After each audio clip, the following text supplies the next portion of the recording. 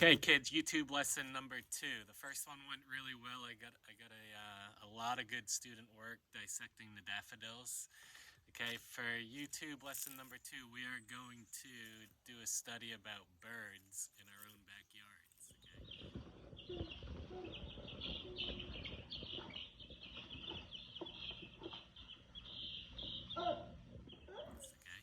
I actually got this idea from Manu in grade 2, who sent me an email, and he actually recorded and wrote down what type of bird went to the bird feeder the most.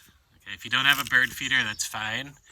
But what I'm going to do, I'm going to actually videotape my feeder for about 10 minutes so that you guys can either look at my feeder and count the birds and identify them, or you can use your own feeder. If you have a feeder, that's great. If you don't, it's not a big deal.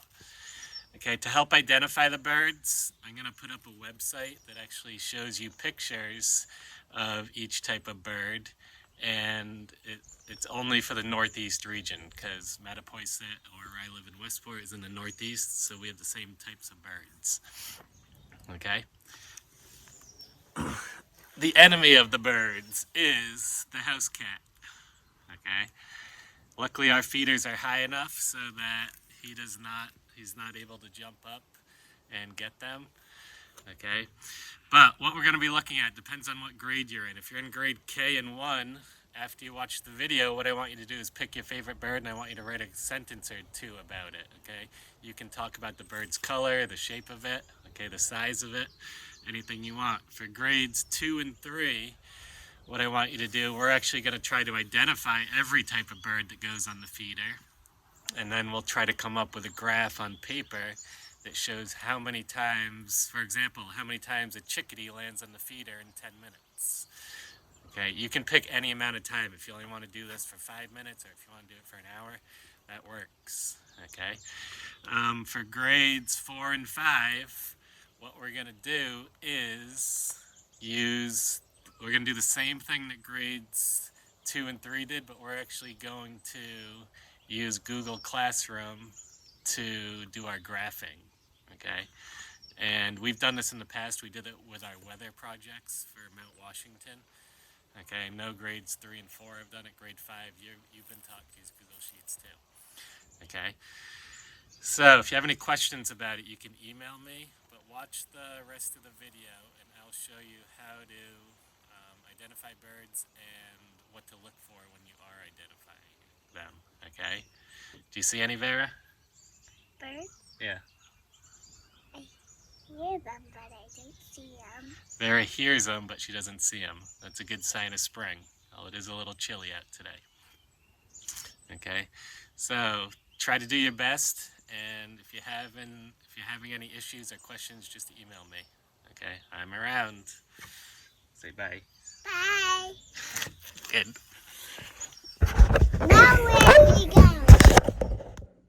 Okay, starting at the Google Classroom page, you'll see that there's a link at the bottom of the page, and it says Common Feeder Birds. If we click on that, you'll see that there is a red button in the middle that says View Bird List. We're going to click on this button, and this shows us all the feeder birds in the country. Okay, there are a lot of them. We don't need to see every bird in the country, so we're going to go over to the left-hand side here, and we're going to change the region. Just click the down button, and it changes it to Northeast.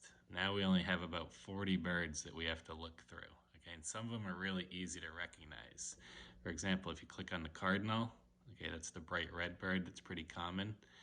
Okay, you can click the close button to get back.